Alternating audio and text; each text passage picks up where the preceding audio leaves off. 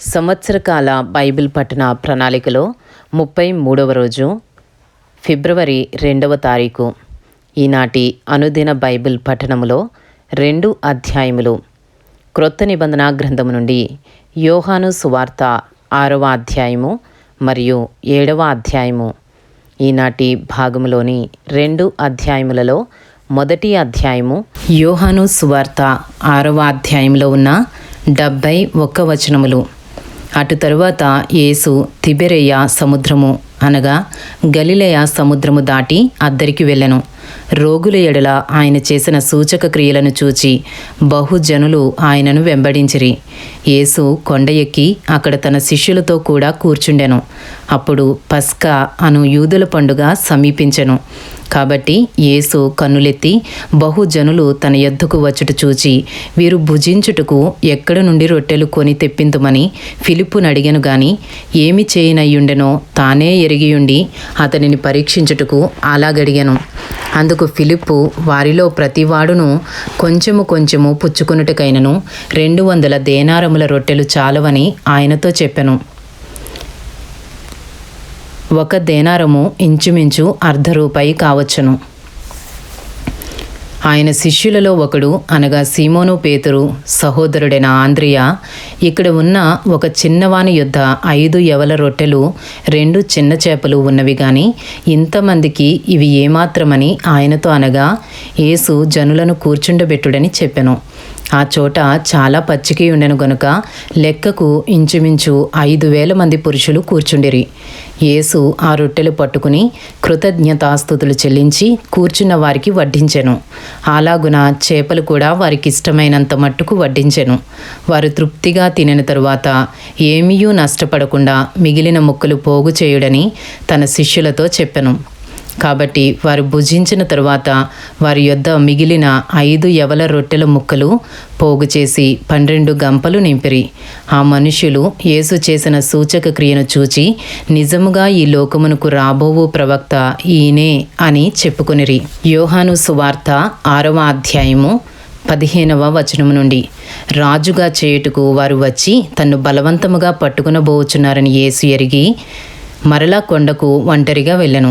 సాయంకాలమైనప్పుడు ఆయన శిష్యులు సముద్రమునొద్దకు వెళ్ళి దోణి ఎక్కి సముద్రపు టద్దరినున్న కపెర్నహూమునకు పోవుచుండిరి. అంతలో చీకటాయను గాని యేసు వారి యొద్దకు ఇంకనూ రాలేదు. అప్పుడు పెద్ద గాలి విసరగా సముద్రము పొంగుచుండెను. వారు ఇంచుమించు 2 కోసుల దూరము దోణెను నడిపించిన తరువాత యేసు సముద్రము మీద నడుచుచు తమ దోణె దగ్గరకు వచ్చుట చూచి భయపడిరి. అయితే ఆయన నేనే, భయపడకుడని వారితో చెప్పెను. కనుక ఆయనను దోణి మీద ఎక్కించుకొనుటకు వారిష్టపడిరి. వెంటనే ఆ దోణె వారు వెళ్ళుచున్న ప్రదేశమునకు చేరెను. యోహాను సువార్త 6వ అధ్యాయము 22వ వచనము నుండి, మరునాడు సముద్రపు టద్దరిని నిలిచియున్న జనసమూహము వచ్చి చూడగా ఒక చిన్న దోణి తప్ప అక్కడ మరి ఒకటి లేదనియు, యేసు తన శిష్యులతో కూడా దోణి ఎక్కలేదు గాని ఆయన శిష్యులు మాత్రమే వెళ్ళిరనియు తెలుసుకునిరి. అయితే ప్రభువు కృతజ్ఞతాస్తుతులు చెల్లించినప్పుడు వారు రొట్టె భుజించిన చోటునకు దగ్గరనున్న తిబెరయ నుండి వేరే చిన్న దోణెలు వచ్చెను. కాబట్టి యేసును ఆయన శిష్యులను అక్కడ లేకపోవుట జనసమూహము చూచినప్పుడు వారు ఆ చిన్న దోణెలెక్కి యేసును వెదకుచు కపెర్నహూమునకు వచ్చిరి. సముద్రపు టద్దరిని ఆయనను కనుగొని, బోధకుడా, నీవెప్పుడు ఇక్కడికి వచ్చితివని అడుగగా, యేసు, మీరు సూచనలను చూచుట వలన కాదు గాని రొట్టెలు భుజించి తృప్తి పొందుట వలననే నన్ను వెతుకుచున్నారని మీతో నిశ్చయముగా చెప్పుచున్నాను. క్షయమైన ఆహారము కొరకు కష్టపడుకుడి గాని నిత్య జీవము కలుగజేయు అక్షయమైన ఆహారము కొరకే కష్టపడుడి. మనుష్య కుమారుడు దానిని మీకిచ్చును. ఇందుకై తండ్రి అయిన దేవుడు ఆయనకు ముద్ర వేసి ఉన్నాడని చెప్పెను. వారు, మేము దేవుని క్రియలు జరిగించుటకు ఏమి చేయవలెనని ఆయనను అడుగుగా, యేసు, ఆయన పంపిన వాని యందు మీరు విశ్వాసం ఉంచుటయే దేవుని క్రియ అని వారితో చెప్పెను. వారు, అట్లయితే మేము చూచి నిన్ను విశ్వసించుటకు నీవు ఏ సూచక క్రియ చేయుచున్నావు, ఏమి జరిగించుచున్నావు? భుజించుటకు పరలోకము నుండి ఆయన ఆహారము వారికి అనుగ్రహించెను అని వ్రాయబడినట్టు మన పితరులు అరణ్యములో మన్నాను భుజించిరని ఆయనతో చెప్పిరి. కాబట్టి యేసు, పరలోకము నుండి వచ్చు ఆహారము మోషే మీకు ఇయ్యలేదు, నా తండ్రియే పరలోకము నుండి వచ్చు నిజమైన ఆహారము మీకు అనుగ్రహించియున్నాడు. పరలోకము నుండి దిగివచ్చి లోకమునకు జీవమునిచ్చినది దేవుడు అనుగ్రహించు ఆహారమై ఉన్నదని మీతో నిశ్చయముగా చెప్పుచున్నానని వారితో చెప్పెను. కావున వారు, ప్రభువా, ఈ ఆహారము ఎల్లప్పుడూ మాకు అనుగ్రహించుమనిరి. అందుకు యేసు వారితో ఇట్లనెను, జీవాహారము నేనే. నా యొద్దకు వచ్చువాడు ఏమాత్రమునూ ఆకలిగొనడు. నా యందు విశ్వాసముంచువాడు ఎప్పుడునూ దప్పిగొనడు. మీరు నన్ను చూచియుండియు విశ్వసింపకయున్నారని మీతో చెప్పితిని. తండ్రి నాకు అనుగ్రహించు వారందరూ నా యొద్దకు వత్తురు. నా యొద్దకు వచ్చువానిని నేనెంత మాత్రమును బయటికి త్రోసివేయను. నా ఇష్టమును నెరవేర్చుకొనుటకు నేను రాలేదు, నన్ను పంపిన వాని చిత్తము నెరవేర్చుటకే పరలోకము నుండి దిగివచ్చి తిని. ఆయన నాకు అనుగ్రహించిన దాని అంతటిలో నేనేమియూ పోగొట్టుకొనక అంత్యదినమున దాని లేపుటయే నన్ను పంపిన వాని చిత్తమై ఉన్నది. కుమారుని చూచి ఆయన యందు విశ్వాసముంచు ప్రతివాడును నిత్య జీవము పొందుటయే నా తండ్రి చిత్తము. అంత్య దినమున నేను వానిని లేపుదును. యోహాను సువార్త 6వ అధ్యాయము 41వ వచనము నుండి. కాబట్టి నేను పరలోకము నుండి దిగివచ్చిన ఆహారమని ఆయన చెప్పినందున యూదులు ఆయనను గూర్చి సనుగుకొనుచు, ఈయన యోసేపు కుమారుడైన యేసు కాడా? ఈయన తల్లిదండ్రులను మనం ఎరుగుదము కదా. నేను పరలోకము నుండి దిగివచ్చియున్నానని ఈయన ఎలాగూ చెప్పుచున్నాడనిరి. అందుకు యేసు, మీలో మీరు సనుగు కొనుకుడి. నన్ను పంపిన తండ్రి వానిని ఆకర్షించితేనే గాని ఎవడునూ నా యొద్దకు రాలేడు. అంత్యదినమున నేను వానిని లేపుదును. వారందరూ దేవుని చేత బోధింపబడుదురు అని ప్రవక్తల లేఖనములలో వ్రాయబడి ఉన్నది గనుక తండ్రి వలన విని నేర్చుకునిన ప్రతివాడును నా యొద్దకు వచ్చును. దేవుని యొద్ద నుండి వచ్చినవాడు తప్ప మరి ఎవడునూ తండ్రిని చూచియుండలేదు. ఈయనే తండ్రిని చూచియున్నవాడు. విశ్వసించువాడే నిత్య జీవము గలవాడు. జీవాహారము నేనే. మీ పితరులు అరణ్యములో మన్నాను తినినను చనిపోయిరి. దీనిని తినువాడు చావకుండునట్లు పరలోకము నుండి దిగివచ్చిన ఆహారమిదే. పరలోకము నుండి దిగివచ్చిన జీవాహారమును నేనే. ఎవడైనను ఈ ఆహారము భుజించితే వాడెల్లప్పుడూ జీవించును. మరియు నేనిచ్చు ఆహారము లోకమునకు జీవము కొరకైన నా శరీరమే అని మీతో నిశ్చయముగా చెప్పుచున్నానెను. యోహాను సువార్త 6వ అధ్యాయము 52వ వచనము నుండి. యూదులు ఈయన తన శరీరమును ఎలాగు తిననీయగలడని ఒకనితో ఒకడు వాదించిరి. కావున యేసు ఇట్లనెను, మీరు మనుష్య కుమారుని శరీరము తిని ఆయన రక్తము త్రాగితేనే గాని మీలో మీరు జీవము గలవారు కారు. నా శరీరము తిని నా రక్తము త్రాగువాడే నిత్య జీవము గలవాడు. అంత్య దినమున నేను వానిని లేపుదును. నా శరీరము నిజమైన ఆహారమును, నా రక్తము నిజమైన పానమునై ఉన్నది. నా శరీరము తిని నా రక్తము త్రాగువాడు నాయందును నేను వానియందును నిలిచియుందును. జీవము గల తండ్రి నన్ను పంపెను గనుక నేను తండ్రి మూలముగా జీవించుచున్నట్టే నన్ను తినువాడును నా మూలముగా జీవించును. ఇదే పరలోకము నుండి దిగివచ్చిన ఆహారము. పితరులు మన్నాను తినియూ చనిపోయినట్టు కాదు, ఈ ఆహారము తినువాడు ఎల్లప్పుడూ జీవించునని నిశ్చయముగా మీతో చెప్పుచున్నానెను. ఆయన కపెర్నహూములో బోధించుచు సమాజ మందిరములో ఈ మాటలు చెప్పెను. యోహాను సువార్త 6వ అధ్యాయము 60వ వచనము నుండి. ఆయన శిష్యులలో అనేకులు ఈ మాట విని, ఇది కఠినమైన మాట, ఇది ఎవడు వినగలడని చెప్పుకొనిరి. యేసు తన శిష్యులు దీనిని గూర్చి సనుగుకొనుచున్నారని తనకు తానే ఎరిగి వారితో ఇట్లనెను, దీనివలన మీరు అభ్యంతరపడుచున్నారా? అలాగైతే మనుష్య కుమారుడు మునుపున్న చోటునకు ఎక్కుట మీరు చూచిన ఎడల ఏమందురు? ఆత్మయే జీవింపచేయుచున్నది, శరీరము కేవలము నిష్ప్రయోజనము. నేను మీతో చెప్పియున్న మాటలు ఆత్మయు జీవమునై ఉన్నవి గాని మీలో విశ్వసించని వారు కొందరున్నారని వారితో చెప్పెను. విశ్వసించని వారెవరో, తన్ను అప్పగింపబోవు వాడెవడో మొదటి నుండి యేసునకు తెలియను. మరియు ఆయన తండ్రి చేత వానికి కృప అనుగ్రహింపబడకుంటే ఎవడునూ నా యొద్దకు రాలేడని ఈ హేతువును బట్టి మీతో చెప్పితినెను. యోహాను సువార్త 6వ అధ్యాయము 66వ వచనము నుండి. అప్పటి నుండి ఆయన శిష్యులలో అనేకులు వెనుక తీసి మరి ఎన్నడూనూ ఆయనను వెంబడింపలేదు. కాబట్టి యేసు, మీరు కూడా వెళ్ళిపోవలనని ఉన్నారా అని 12 మందిని అడుగగా, సీమోను పేతురు, ప్రభువా, ఎవని యొద్దకు వెళుదుము? నీవే నిత్య జీవపు మాటలు గలవాడవు, నీవే దేవుని పరిశుద్ధుడువని మేము విశ్వసించి ఎరిగియున్నామని ఆయనతో చెప్పెను. అందుకు యేసు, నేను మిమ్మను 12 ఏర్పరచుకొనలేదా? మీలో ఒకడు సాతాను అని వారితో చెప్పెను. సీమోను ఇస్కరియోతు కుమారుడైన యూదా 12 మందిలో ఒకడై ఉండి ఆయనను అప్పగింపబోచుండెను గనుక వాని గూర్చియే ఆయన ఈ మాట చెప్పెను. ఇంతటితో యోహాను సువార్త 6వ అధ్యాయంలో ఉన్న 71 వచనములు పూర్తి చేయబడినవి.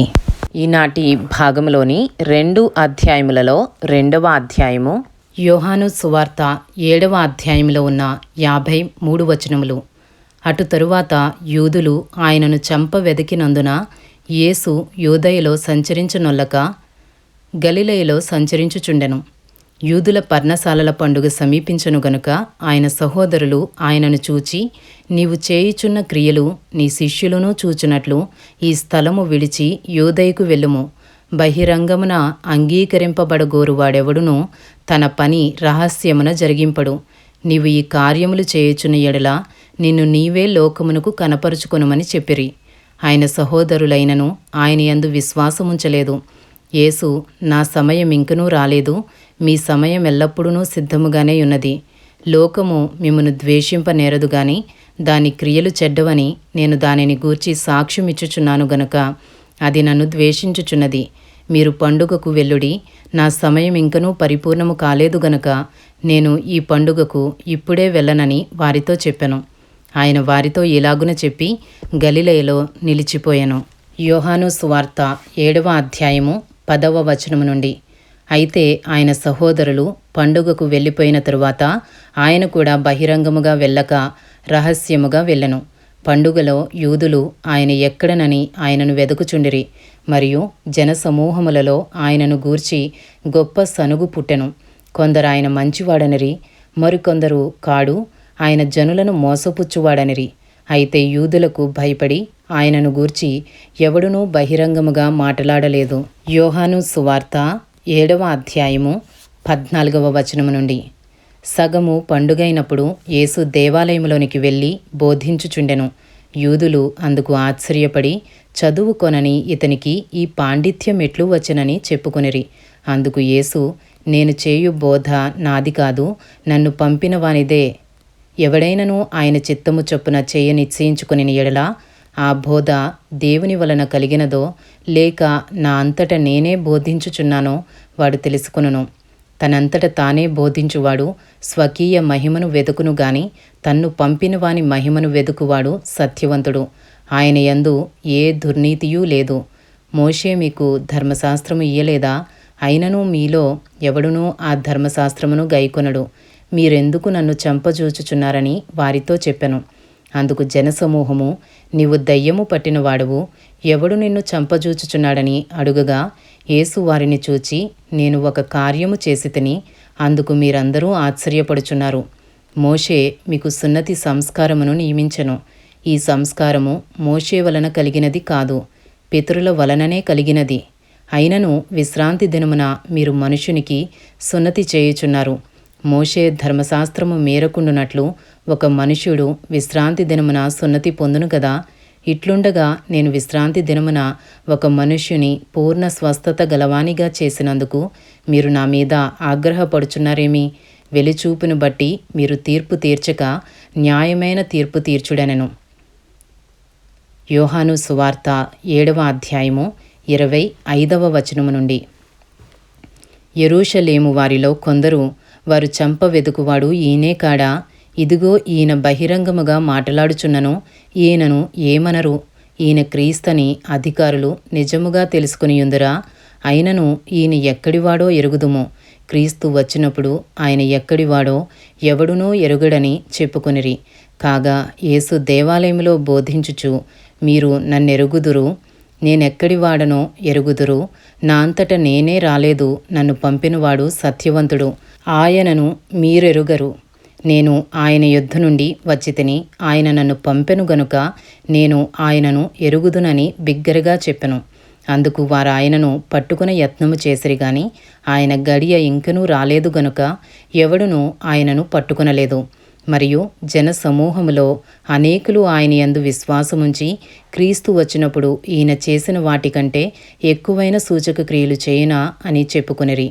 జనసమూహము ఆయనను గూర్చి ఈలాగు సనుగుకొనుట పరిసయ్యులు వినినప్పుడు ప్రధాన యాజకులను పరిసయ్యులను ఆయనను పట్టుకొనుటకు బంట్రౌతులను పంపిరి. యేసు, ఇంకా కొంతకాలము నేను మీతో కూడా ఉందును, తరువాత నన్ను పంపిన వాని యొద్దకు వెళ్ళుదును.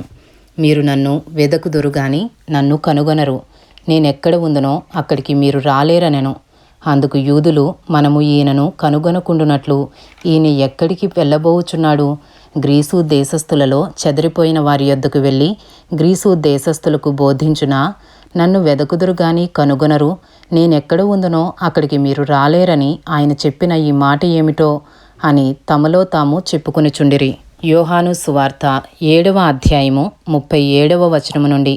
ఆ పండుగలో మహాదినమైన అంత్యదినమున యేసు నిలిచి, ఎవడైనను దప్పిగొనిన ఎడల నా యొద్దకు వచ్చి దప్పి తీర్చుకునవలెను. నా యందు విశ్వాసముంచు వాడెవడో లేఖనము చెప్పినట్టు వాని కడుపులో నుండి జీవజల నదులు పారునని బిగ్గరగా చెప్పెను. తన యందు విశ్వాసముంచువారు పొందబోవు ఆత్మను గూర్చి ఆయన ఈ మాట చెప్పెను. యేసు ఇంకనూ మహిమపరచబడలేదు గనుక ఆత్మ ఇంకనూ అనుగ్రహింపబడి ఉండలేదు. జన సమూహములో కొందరు ఈ మాటలు విని, నిజముగా ఈయన ఆ ప్రవక్తయే అనిరి. మరికొందరు ఈయన క్రీస్తే అనిరి. మరికొందరు, ఏమి క్రీస్తు గలిలయలో నుండి వచ్చునా? క్రీస్తు దావీదు సంతానములో పుట్టి దావీదు ఉండిన బెత్లెహేమను గ్రామములో నుండి వచ్చునని లేఖనము చెప్పుటలేదా అనిరి. కాబట్టి ఆయనను గూర్చి జనసమూహములో భేదము పుట్టెను. వారిలో కొందరు ఆయనను పట్టుకొన దలచిరి గాని ఎవడునూ ఆయనను పట్టుకొనలేదు. యోహాను సువార్త 7వ అధ్యాయము 45వ వచనము నుండి. ఆ బంట్రౌతులు ప్రధాన యాజకుల యొద్దకును పరిసయ్యుల యొద్దకును వచ్చినప్పుడు వారు, ఎందుకు మీరు ఆయనను తీసుకొని రాలేదని అడుగగా, ఆ బంట్రౌతులు ఆ మనుష్యుడు మాట్లాడినట్లు ఎవడునూ ఎన్నడూనూ మాట్లాడలేదనిరి. అందుకు పరిసయ్యులు, మీరు కూడా మోసపోతిరా? అధికారులలో గాని పరిసయ్యులలో గాని ఎవడైనను ఆయన యందు విశ్వాసముంచెనా? అయితే ధర్మశాస్త్రం ఎరుగని ఈ జనసమూహము శాపగ్రస్తమైనదని వారితో అనిరి. అంతకు మునుపు ఆయన యొద్దకు వచ్చిన నికోదేము వారిలో ఒకడు. అతడు ఒక మనుష్యుని మాట వినక మునుపును వాడు చేసినది తెలుసుకొనక మునుపును మన ధర్మశాస్త్రము అతనికి తీర్పు తీర్చునా అని అడుగగా, వారు, నీవును గలిలయుడువా? విచారించి చూడుము, గలిలయలో ఏ ప్రవక్తయు పుట్టడనిరి. అంతటా ఎవరి ఇంటికి వారు వెళ్ళిరి. ఇంతటితో యోహాను సువార్త 7వ అధ్యాయంలో ఉన్న 53 వచనములు పూర్తి చేయబడినవి. ఈనాటి భాగంలోని 2 అధ్యాయములు యోహాను సువార్త 6వ అధ్యాయము మరియు 7వ అధ్యాయము పూర్తి చేయబడినవి. Thank you lord.